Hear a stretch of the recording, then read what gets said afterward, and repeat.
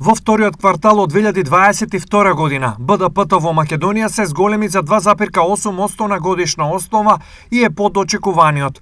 Остварен е во услови на нагласена неизвестност која произлегува од руско-украинскиот конфликт, како и во услови на забрзан раст на цените, стои во анализата на Finance Think. Од друга страна, како што се посочува, постпандемиската консолидација продолжи со солидна динамика од 8,1% кај трговијата, транспортот и хотелиерството. Неизвестноста во економијата останува висока, додека видливата стагфлација во вториот квартал од 2022 ќе стане поинтензивна до крајот на годината, со зголемена веројатност од рецесија од почетокот на идната година.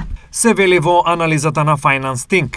Во однос на невработеноста во вториот квартал од 2022, таа благо се намали, но нема особени знаци на значено реактивирање на работоспособното население, кое се пасивизираше во текот на пандемијата, се наведува во анализата, потенцирајќи го за нас најважното. Извозот и увозот ја задржа својата динамика од почетокот на годината, 14,7 и 25,2%, соодветно, додека бруто инвестициите бележат изненадувачки висок раст, кој веројатно е сврзан со акумулацијата на залихи во пресрет на растечките неизвестности на глобалната сцена. Велат од макроекономскиот монитор на организацијата Finance Think.